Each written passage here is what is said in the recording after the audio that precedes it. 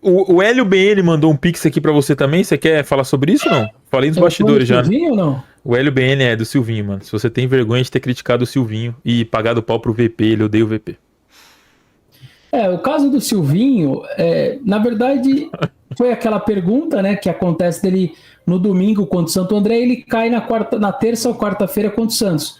Só que e ele perde a cabeça, mas era uma pergunta de verdade, bem simples. O Corinthians ganha de 1-0, mas quase não consegue atacar o Santo André.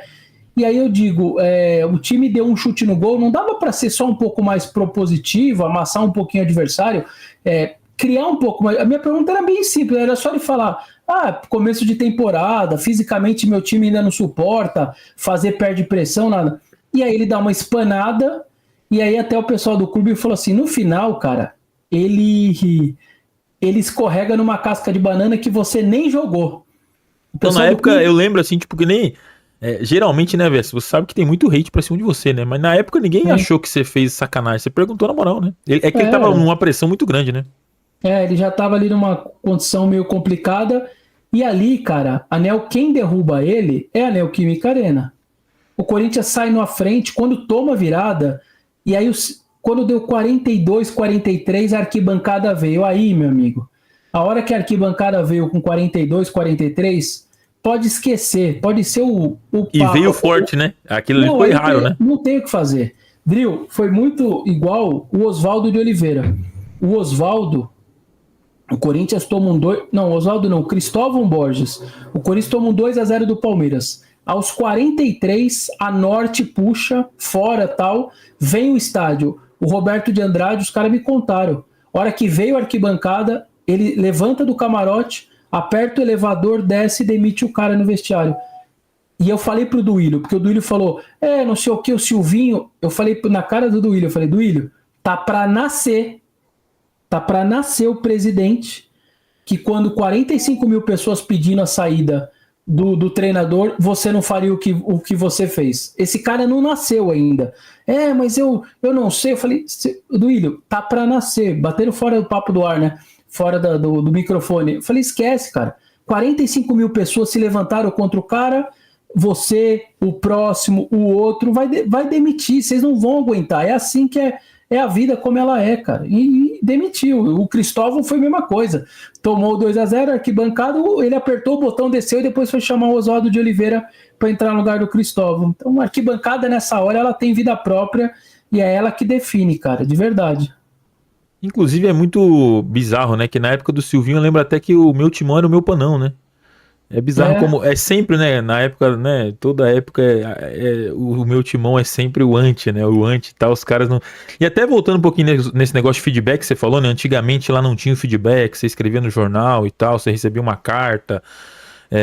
Quão ruim é isso pra você, mano? Esse feedback imediato? Você vê Sony ainda sente um pouco hate, se incomoda, ou você é um cara. Eu tenho o Vitão, né, que é um exemplo que a gente tem, que o Vitão ele tem uma frieza que eu não tenho, assim. Tipo, o Vitão fala assim, ó. O Gabriel Marco Teves na história do Corinthians silencia o tweet e não volta mais pra internet por 3 dias. E ele fica tranquilo na casa dele. Você, Vessone, você sente ainda um pouquinho, mano? Você se incomoda, não? No meu caso, como eu costumo muitas vezes, ou a matéria para o torcedor é difícil de entender, como essa recente, quando eu estouro todo esse problema político do clube, que hoje todo mundo, enfim, o tempo é senhor da razão, e aí hoje tá todo mundo, beleza, tá acontecendo mesmo, tal, mas que na época, eu acho que não, ele tá exagerando, ele tá mentindo, enfim. Então, as minhas matérias nem sempre elas são as mais legais, mas elas são necessárias, jornalisticamente elas precisam sair. Então, fora algumas opiniões, como agora, recentemente, na qual eu critico o Antônio Oliveira, porque eu não acho que o papel dele é ter 3 suspensões em 12 jogos, a cada 4 jogos ele está um jogo suspenso. Eu queria muito ele quarta-feira no gramado do Jacone para Não, mas orientar. você reconhece que a última foi uma expulsão injusta? Ou você acha que não? Ele entrou em campo, ele tinha que tomar o amarelo mesmo. Exato. Acabou o jogo, Drill. Cumprimenta o Milito, vai pro vestiário E reclama na coletiva. deixa que o Rubão, o Fabinho e o Augusto peguem o árbitro no corredor, xinga, pressiona. Eles vão ser suspensos, não tem problema, não muda nada a vida pro Corinthians. Só que o que ganhou? Fala pra mim, eu vou te fazer uma pergunta. O que o Corinthians ganhou, ou ele ganhou, ao ele invadir o campo a conversar com o árbitro? O jogo já tinha acabado, não vai voltar. Ele ganha o quê? Nada. Pior que ele ganhou umas boas fotos e a torcida gostou da atitude, né? Ele briga pela gente e tal, né? Então, mas esse é o problema. Eu não vou entrar nisso. Sabe por que eu não vou entrar? Porque o Corinthians, pra mim, tá acima do Antônio.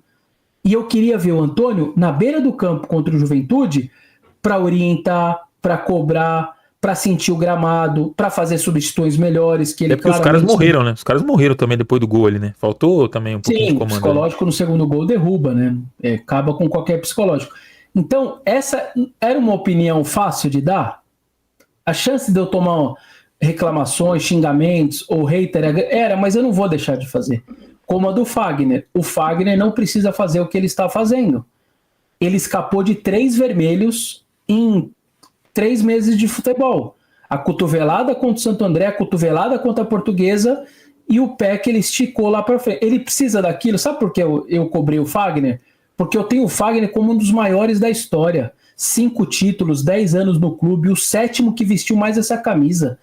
Cara, o Fagner é muito grande na história do clube. O clube tem quase 5 mil jogadores que já vestiu 5 mil. O cara é o 7º, velho.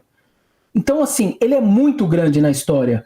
Eu adoro o Fagner. Mas nesse elenco, né? Nesse elenco não tem ninguém quase ali, tá todo mundo começando o Corinthians. Eu tenho um carinho por esse cara, mas não dá pra ele fazer o que ele tá fazendo. Sabe por que não dá?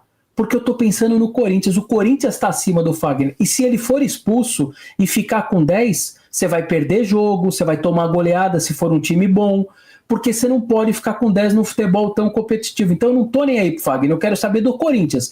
E pro Corinthians eu quero ele em campo. Porque ele em campo, quando tá contra o Remo aos 49 do segundo tempo, sabe quem põe a cabeça no lugar do Roger Guedes? Quem tem qualidade, frieza, experiência? Aos 49 pôr uma bola na cabeça do Roger Guedes? É o Fagner. Sabe quem contra o América Mineiro, perdendo de 1-0, um jogo mal do time?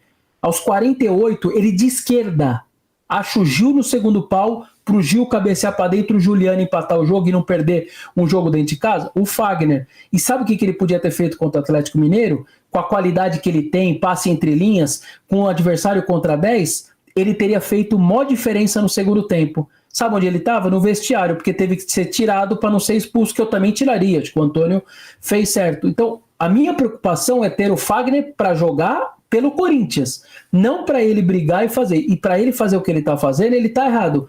Muita gente também, você está contra o jogador do Corinthians. Eu não estou contra, eu estou a favor do Corinthians, independentemente de ser qualquer jogador. Então, muitas vezes o camarada não entende isso, cara, não entende, não adianta. Mas eu tenho entendimento que é a paixão, isso é a paixão e está tudo certo. O torcedor tem direito de cobrar o jornalista. Eu já fui torcedor só. Década de 80, 90, indo de busão para jogo, na década de 2000, nos 2 históricos confrontos contra o Palmeiras, eu estava lá no Morumbi, nem sei como até hoje eu cheguei depois daquele segundo jogo em casa, que até hoje me faz mal lembrar daqueles pênaltis de 2000 e tudo mais. Também não me importava, eu também ficava raiva com o jornalista, só que hoje eu tô desse lado, então eu também tenho que entender o torcedor. Não vai curtir, eu vou tomar, mas eu não vou deixar de falar, eu vou deitar minha cabeça no travesseiro e dormir em paz, porque eu vou falar as coisas que eu acho e pro bem do Corinthians, independentemente do jogador ou da situação.